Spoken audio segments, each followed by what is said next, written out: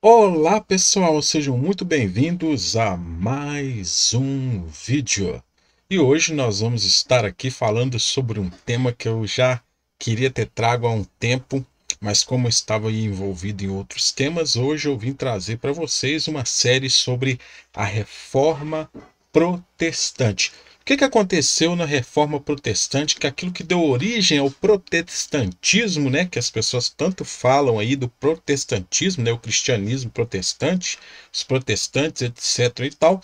Então hoje eu vim trazer sobre esta questão aqui. Hoje nós vamos estar fazendo aí uma série, tá? Essa série vai ser em vários vídeos porque o assunto é um pouco longo e nós vamos desmistificar de uma vez por todas o que realmente se sucedeu nessa questão da reforma, tá? Eu já convido vocês a deixarem aquele like para nos ajudar, para fortalecer o nosso trabalho aqui. É muito importante você deixar o seu like. Quando você deixa o seu like, o YouTube entende que esse conteúdo é relevante e por esse motivo ele é divulgado para mais pessoas, você vai estar nos ajudando. E se inscreva aqui no nosso canal, pessoal. Vai aí rapidinho, se inscreve, ativa o sininho e você vai estar por dentro de todas as novidades que são colocadas aqui, tá bom? Sem mais delongas, vamos dar início ao nosso esboço, tá? A Reforma Protestante é o nome dado ao movimento reformista que surgiu no cristianismo no século XVI. Esse movimento iniciou-se a partir de Martinho Lutero, um monge católico que estava insatisfeito com algumas práticas e questões teológicas defendidas pela Igreja Católica. A atuação de Lutero teve como ponto de partida a divulgação das 95 teses que rapidamente espalharam-se pela Europa e deram origem ao reformismo no seio da Igreja Católica.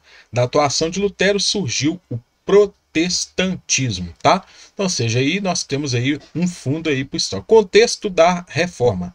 Na Cúria Papal, os interesses políticos e uma vida mundana eram frequentemente proeminentes. Muitos bispos e abades, especialmente em países onde também eram príncipes territoriais, se portavam como governantes seculares e não como servos da igreja. Muitos membros de capítulos de catedrais, né, e outros eclesiásticos beneficiados estavam principalmente preocupados com a sua renda e como aumentá-la, especialmente unindo várias prebendas, mesmo sede episcopais, nas mãos de uma pessoa que assim gozava de uma renda maior e mais poder, tá? O luxo prevaleceu amplamente entre o alto clero, enquanto o baixo era frequentemente oprimido. A formação científica e ascética do clero deixou muito a desejar, sendo o padrão moral de muitos muito baixo e a prática do celibato não observada em todos os lugares. Não menos grave era a condição de muitos mosteiros de homens e até mulheres, que muitas vezes eram lares para as filhas solteiras da nobreza. O antigo prestígio do clero havia sofrido muito, e seus membros eram em muitos lugares vistos com desprezo. Quanto ao próprio povo cristão, em numerosos distritos a ignorância, a superstição e a indiferença religiosa e a imoralidade eram abundantes. No entanto, esforços vigorosos para reviver a vida foram feitos na maioria dos países e lado a lado com essa decadência moral, apareceram numerosos exemplos de vida cristã sincera e reta.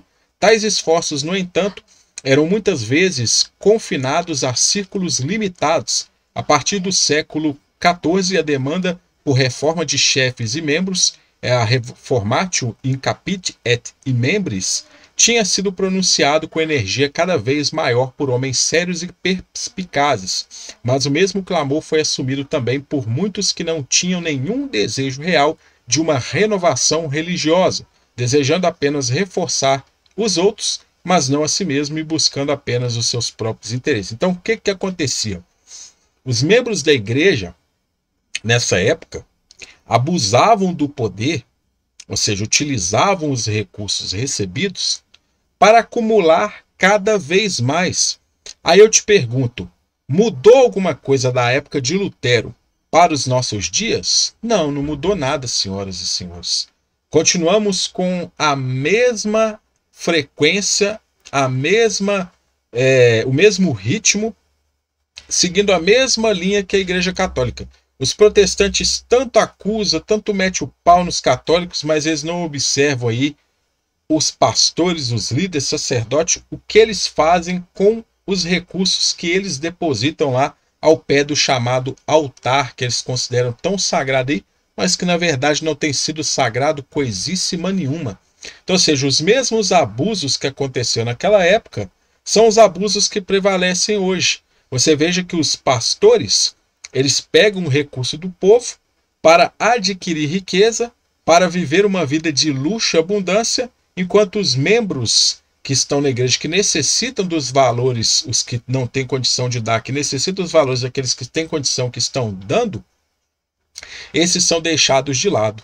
E muitas das vezes essas pessoas também que doam, que dão, são pessoas que também buscam seus próprios interesses, ou seja, favorecem a igreja de uma forma para que a igreja também favoreça a elas de outra. Então, ou seja, os mesmos abusos também acontecem nos dias de hoje. Você veja que não mudou muita coisa aí não.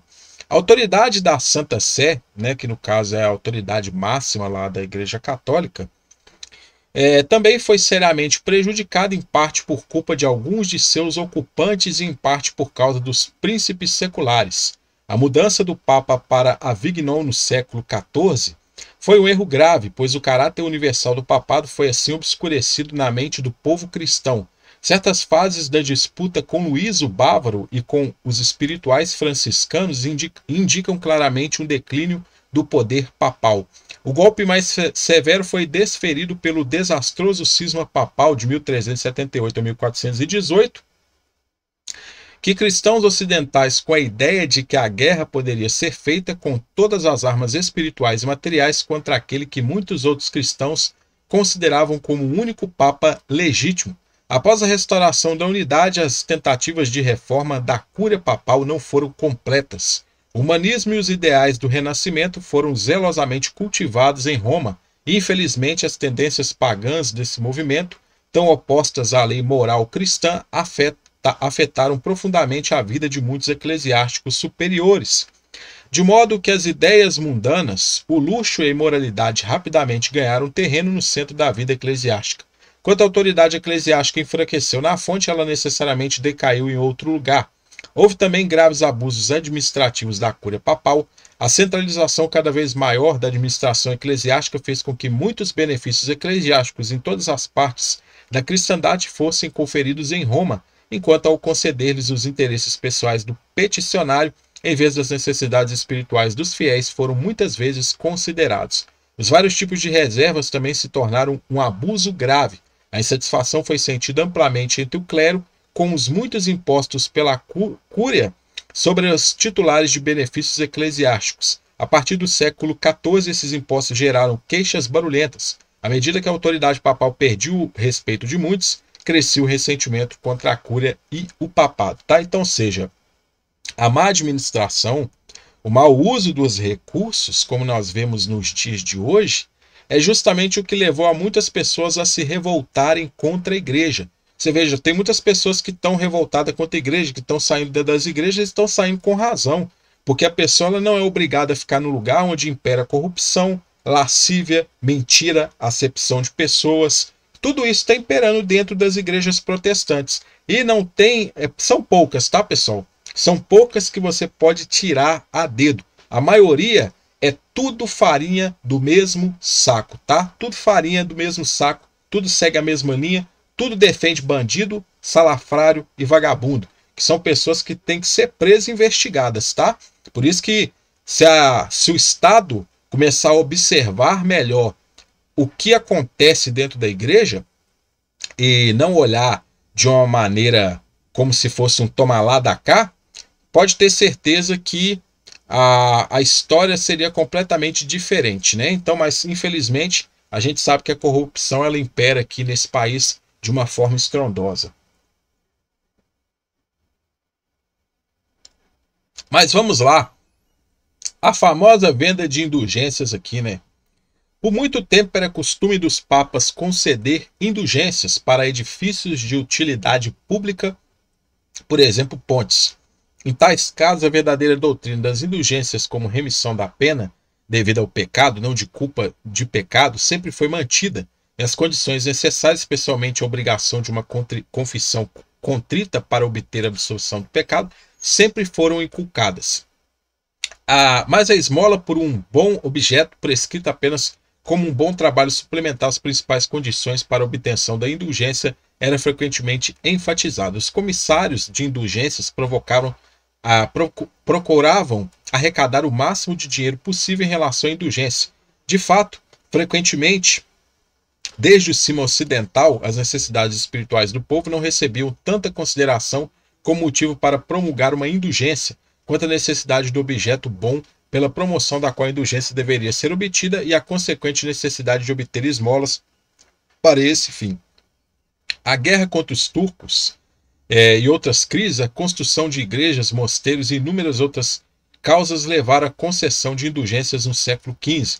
Os abusos consequentes foram agravados pelo fato de que os governantes seculares frequentemente proibiam a promulgação de indulgências dentro de seus territórios, consentido apenas com a condição de que uma parte dos recibos lhes seja entregue. Na prática, portanto, e na opinião pública, a promulgação das indulgências assumiu um aspecto econômico, e como eram frequentes, muitos passaram a considerá-las um imposto opressivo. Então, o que acontece? Naquela época, as pessoas pegavam aí, né, e vocês vão ver aí que eu vou ler mais materiais aí, os camaradas chegavam lá, falavam, não, fulano, você vai dar o seu terreno, mas você vai ter ali um lugar no céu, você vai estar comprando um pedacinho no céu. Era justamente isso que acontecia. E hoje não é diferente, pessoal. O que as pessoas vendem dentro das igrejas aí? Vassoura ungida, de R$1.000. O trízimo, que não é mais dízimo, 10%, é 30%. Né? Feijão, que cura do Covid-19, teve isso aí também. Então, ou seja, é tudo uma forma, e ainda tem uns problemas. Ainda tem aqueles ainda que falam que quando você dá, né, no altar, você ou seja, Deus é obrigado a te abençoar. Isso aí é o cúmulo, pessoal. É o cúmulo. Inclusive, existem textos bíblicos dentro da Bíblia que falam que tudo depende da misericórdia de Deus. Ou seja, Deus não tem obrigação nenhuma de nos abençoar, tá? É por sua misericórdia. Isso conforme a própria Bíblia, tá? Então, ou seja, é muita coisa que fazem nos dias de hoje como forma de indulgência. Naquela época era indulgência. A pessoa comprava assim. Hoje em dia, cada vez eles inovam com uma coisa para fazer as pessoas darem cada vez mais e eles arrecadarem muito mais. Então é justamente isso que acontece nos dias de hoje, não é diferente dos dias anteriores. Personagens que antecediam a reforma. O que acontece? Muita gente acha que Lutero foi quem iniciou a questão da reforma. Mas na verdade não foi, pessoal. A reforma ela se deu início bem antes de Lutero, tá? Tiveram personagens que foram precursores, ou seja, que antecediam a Lutero nessa questão da reforma. Então, ou seja, para entendermos a reforma protestante, nós temos que entender o passado que antecedia. Então, ou seja, antes de Lutero tiveram alguns personagens aqui, ó. Por exemplo, John Wycliffe, que é de 1328, né, a 84, foi um professor da Universidade de Oxford, tá? Ou seja, você pesquisa aí qual que é essa Universidade de Oxford. Teólogo e reformador religioso inglês, considerado precursor das reformas religiosas que sacudiram a Europa nos séculos XV e XVI. Trabalhou na primeira tradução da Bíblia para o idioma inglês, que ficou conhecida como a Bíblia de Wycliffe. Como teólogo, logo destacou-se pela firme defesa dos interesses nacionais contra as demandas do passado, ganhando reputação de patriota e reformista. Wycliffe afirmava que havia um grande contraste entre o que a igreja era e o que deveria ser, por isso defendia reformas. Suas ideias apontavam a incompatibilidade entre várias normas do clero e os ensinos de Jesus e seus apóstolos. Então, ou seja, o Wycliffe já apontava, já mostrava que tinha algumas coisas ali que estavam erradas na igreja. O Wycliffe queria o retorno da igreja primitiva, o retorno da igreja à primitiva pobreza dos tempos dos evangelistas, algo que na sua visão era incompatível com o poder temporal do Papa e dos cardeais. Para ele, o Estado deveria tomar posse de todas as propriedades da igreja e encarregar-se diretamente do sustento do clero. Por quê? Porque naquela época a igreja e o Estado era a mesma coisa, tá, pessoal? A igreja e o Estado é a mesma coisa. Então, o que a igreja formulava era considerado como lei, tá? Se a pessoa discordasse, ela poderia ser condenada à morte. Logo, a cátedra, né, Deixou de ser o único meio de propagação de suas ideias ao iniciar a escrita de seu trabalho mais importante, a Suma Teológica, né? Entre as ideias mais revolucionárias desta obra está a afirmação de que nos assuntos da ordem material o rei está acima do Papa e que a igreja deveria renunciar a qualquer tipo de poder temporal. Então, ou seja, nesse contexto de Wycliffe, já demonstra que religião e Estado tem que andar separado, pessoal. Religião não pode palpitar nas coisas do Estado. Já fica complicado quando você palpita, porque a religião, a tendência de um líder religioso, ele é querer assumir cada vez mais poder. Os líderes aqui do Brasil que o digam. Você pode pesquisar sobre eles aqui que você vai ver. Cada vez mais querendo adquirir cada vez mais posse. Não estão satisfeitos com o que têm. Eles querem adquirir cada vez mais, ou seja, tirar cada vez mais, arrecadar cada vez mais em cima das pessoas, né? A sua obra seguinte, De Civile Dominio, aprofunda as críticas ao papado de Avião, né? Com seu sistema de venda de indulgências e a vida perdulária e luxuosa de muitos padres, bispos religiosos sustentados com o dinheiro do povo. Wycliffe defendia que é tarefa do Estado lutar contra o que se considerava abusos do papado, né? Para ele tinha essa questão aí, tá? O aspecto da sua crescente popularidade, a igreja expressou-se em censurar Wycliffe. Em 19 de fevereiro de 1377, Wycliffe é intimado a apresentar-se diante do bispo de Londres para explanar seus ensinamentos. Ou seja, já tinha um complô armado contra ele lá, né? Compareceu acompanhado de vários amigos influentes e 4 monges foram seus advogados. Uma multidão aglomerou-se na igreja para apoiar Wycliffe e houve animosidades com o bispo. Isso irritou ainda mais o clero e os ataques contra Wycliffe se intensificaram, acusando-o de blasfêmia, orgulho e heresia. Nesse sentido, nesse período, acontecia a Guerra dos 100 Anos entre França e Inglaterra. Na Inglaterra daquele tempo, tudo era identificado como francês e era visto como inimigo, e nessa visão se inclui a igreja, pois havia transferido sua sede de Roma para Avião, na França. A elite inglesa, né, que é a realeza, parlamento e nobreza, reagia à ideia de enviar dinheiro aos papas, Esta era uma atitude vista como ajuda ao sustento do próprio inimigo. Então, ou seja, essas pessoas, ou seja, a realeza, o parlamento e a nobreza não queria fazer isso, né, enviar dinheiro para o papado, porque o papado está ficando cada vez mais rico com isso. Nesse ambiente hostil à França e à igreja, um teólogo como Wycliffe desfrutou quase imediatamente de grande apoio, não apenas político, como também popular, despertando o nacionalismo inglês. Em 22 de maio de 1377, o Papa Gregório XI, que em janeiro havia abandonado Avião para retornar à sede da igreja a Roma, expediu uma bula contra Wycliffe, declarando que suas 18 teses eram errôneas e perigosas para a igreja e Estado. Então presta atenção aqui, que o Wycliffe também escreveu teses, tá? Então essa ideia de Lutero das 95 teses não é uma ideia nova. Era uma ideia que já vinha de outras pessoas pré-reformadores, pessoas que vieram antes dele e que trouxeram essa ideia de colocar cartas, tá? De mandar cartas aos líderes da igreja de Roma. O apoio que o Wycliffe desfrutava na corte e no parlamento tornaram a bula sem efeito prático, pois era geral a opinião de que a igreja estava exaurindo os cofres ingleses. Ao mesmo tempo que defendia que a igreja deveria retornar à primitiva pobreza dos tempos apostólicos, Wycliffe também entendia que o poder da igreja deveria ser limitado às questões espirituais, sendo o poder temporal exercido pelo Estado, representado pelo rei. Seu livro Tractatus de Officius Regis redefendia que o poder real também era originário de Deus, sem encontrar testemunho nas Escrituras Sagradas, quando Cristo aconselhou dar a César o que é de César. Era pecado, em sua opinião, opor-se ao poder do rei. Todas as pessoas, inclusive o clero, defendiam pagar-lhe tributos. O rei deve aplicar seu poder com sabedoria e suas leis devem estar de acordo com as de Deus, tá? Na questão relacionada ao cisma da igreja, com papas reivindicando em Roma e Avião, a liderança da igreja, Wycliffe entendia que o cristão não precisa de Roma ou Avião, pois Deus está em toda parte. Nosso Papa é Cristo, sustentável. Então, ou seja, essa ideia Wycliffe já vem trazendo ela. Então, muitas pessoas aí que atacam aí, né, aqueles que falam que as pessoas não precisam de templos, pois é, antes mesmo da reforma já existiam pessoas que pregavam sobre isso. E só depois da reforma que as pessoas começaram com essa baboseira, né? Então, por aí se vai. Em sua opinião, a igreja poderia continuar existindo mesmo sem a existência de um líder visível. Por outro lado, os líderes poderiam surgir naturalmente, desde que vivessem e exemplificassem os ensinamentos de Jesus. Wycliffe organizou um projeto de tradução das Escrituras defendendo que a Bíblia deveria ser a base de toda a doutrina da igreja e a única norma de fé cristã.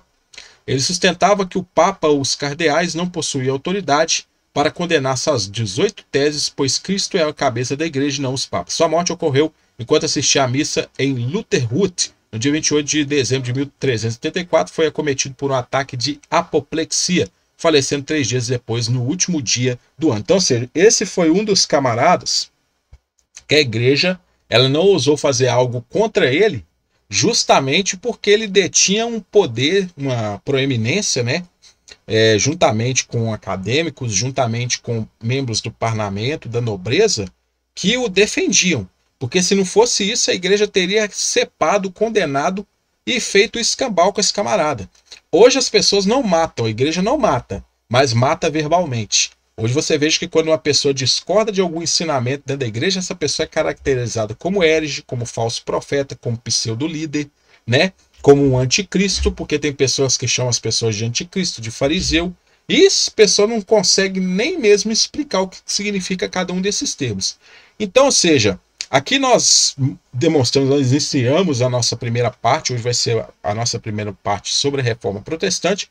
Não perca as próximas partes, tá? Eu vou estar falando sobre João Hus, vou estar falando sobre outros personagens da Reforma, tá? E nós vamos chegar lá a Martinho Lutero e vamos estar explicando também sobre essa questão que envolvia Lutero. Não deixe de curtir, comentar, compartilhar e se inscreva aqui no nosso canal, pessoal. Se inscreva no nosso canal, vai aí, ativa o sininho para você ficar por dentro das novidades. No mais, eu agradeço a todos vocês, desejo muito sucesso, um grande abraço e até a nossa próxima oportunidade.